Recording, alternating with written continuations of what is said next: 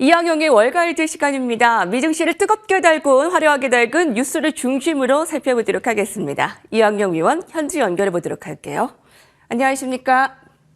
네, 안녕하세요. 이항영입니다. 네, 먼저 오늘 인사이트 주제부터 살펴보시죠.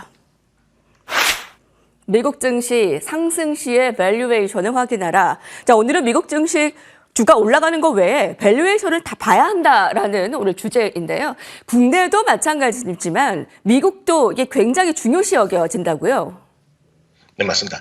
다만 이제 한국과 미국의 가장 큰 차이는 미국은 누구나 밸류에이션의 평가를 아주 쉽고 객관적으로 할 수 있다는 것에 반면에 한국에서는 밸류에이션을 측정할 수 있는 주가 자체가 많지 않습니다. 그만큼 예상 실적에 대한 컨센서스가 정확히 형성되지 않은 경우가 대부분이기 때문인데요.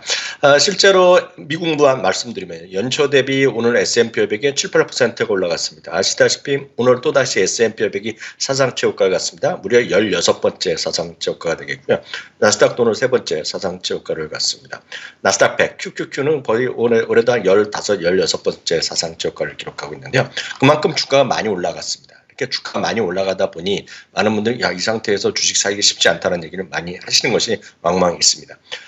금년에 주가 상승률 상위 주식만 보더라도요. 엔비디아를 비롯해서 AMD, 메타, 일라릴레 이런 것들이 모두 30% 이상 급등한 모습을 보여주었고요. 우버 같은 것도 거의 30% 가까이 올라갔습니다. 그만큼 주가가 많이 올라갔습니다. 물론 여기에는요. 바로 말씀드렸던 엔비디아나 AMD, 일라릴레 같이 많은 분들이 익숙하고 실제로 매매도 많이 하시는 주식이 포함되어 있지만은요.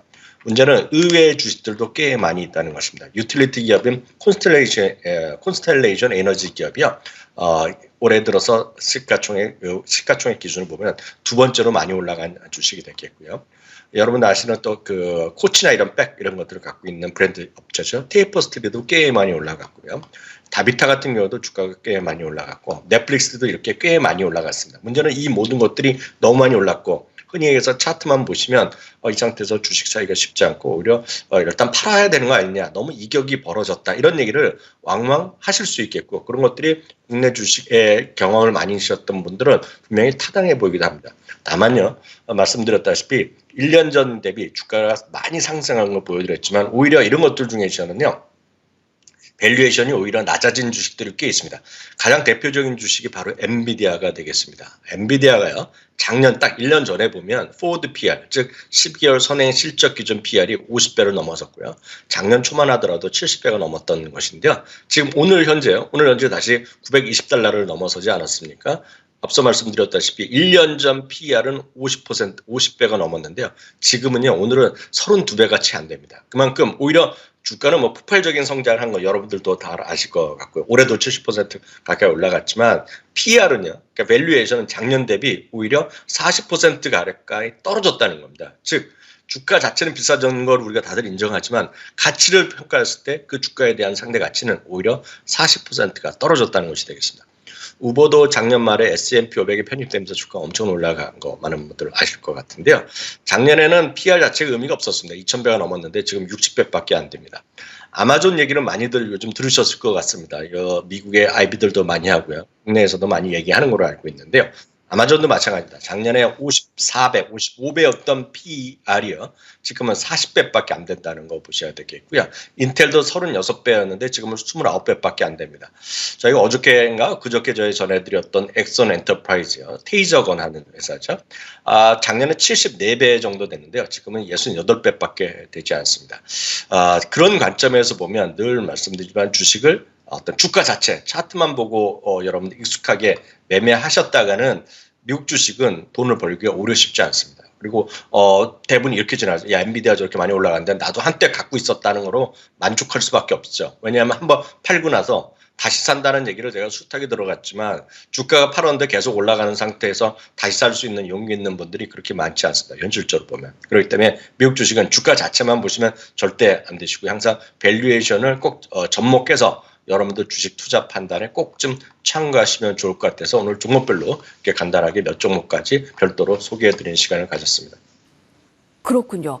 미국 증시의 밸류는 한국 증시의 밸류보다 조금 더 쉽고 객관적으로 판단이 가능한 것이 장점인 것 같습니다.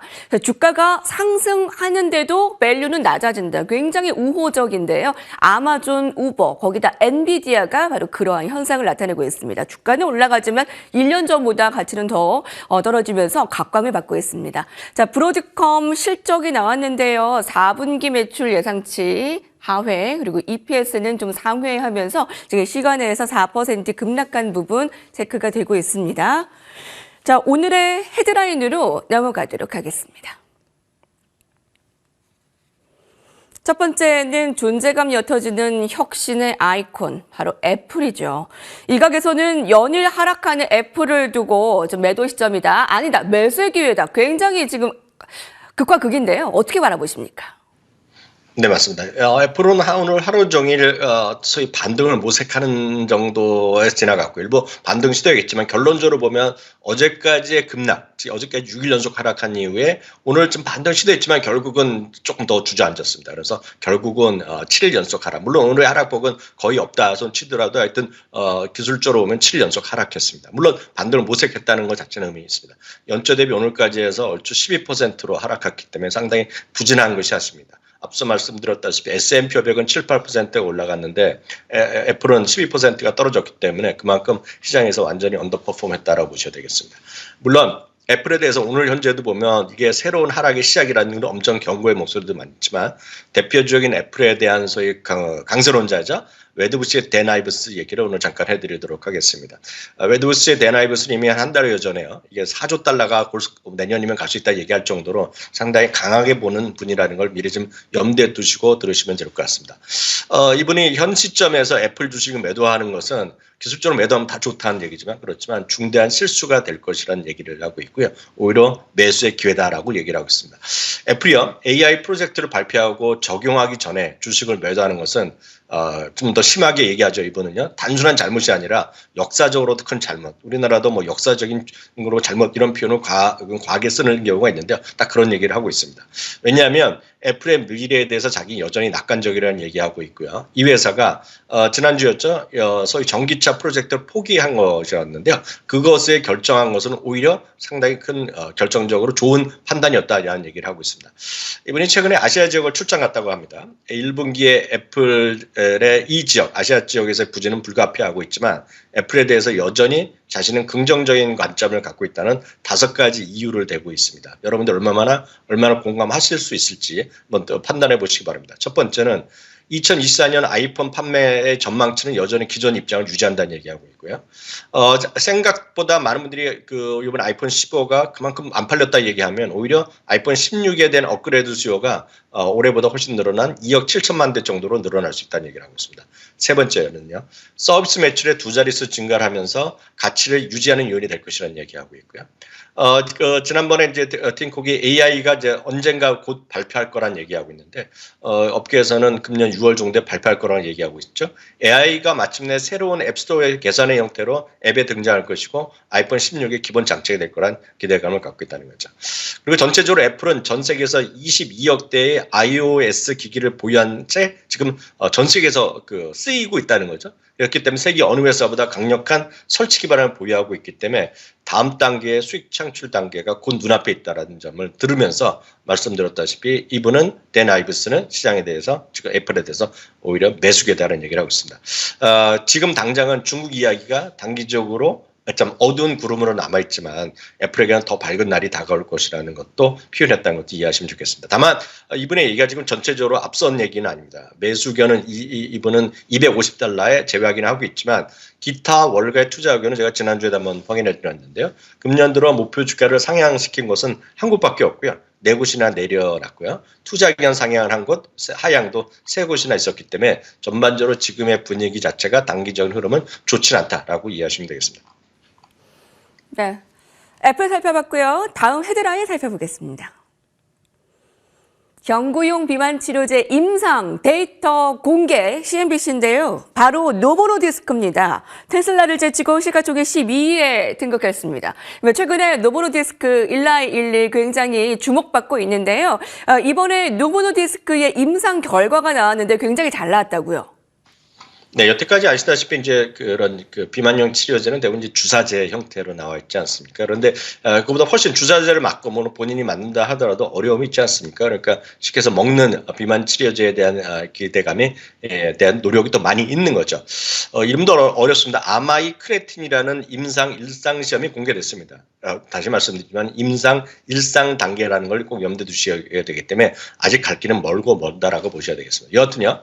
12주 동안 체중 13.1% 감소하는 임상 일상의 감소 시험이 나왔는데요. 참고적으로 이제 지금 승지장을 끌고 오르는 것이 주사제죠. 위고비가요. 12주 동안에 체중 6% 감소했는데 듣기만 해도 흥분되지 않습니까? 6% 감소했던 것이 이제 12주 동안에 13%는 감소했다는 것입니다. 임상 이상 올 하반기 시작해서 2026년 초에 결과가 나오니까 아직 갈 길은 진짜 멀다고 보셔야 되겠습니다. 다만 우리가 주목하셔야 될 것은 이런 새로운 약 뭐 이런 것들 경구용 치료제 언제 나오니 이런 것보다는 비만 치료제가 왜 이렇게 메가 트렌드인지를 좀 이유를 다시 한번 확인하고 여러분 이해하시면 좋을 것 같습니다. 2021년 기준입니다. 3년 전이지만 지금보다 그 당시보다 더 늘어났겠죠. OECD 국가, 그러니까 잘 사는 나라 국가입니다. 5명 중 1명이 비만입니다. 18.4%입니다. 흔히 얘기해서 여러분들 체지방에서 BMI라고 들어보셨을 텐데 여기서 기준은 BMI 30 이상이라고 보셔야 되겠고요. 여기 보시면 그림도 해놨지만 우리나라는 4.3%, 미국은 33.5%. 그러니까 미국 사람이 엄청난 비만이 많다는 건 여러분들 뭐 뉴스나 여행하신 분은 아실 것 같습니다.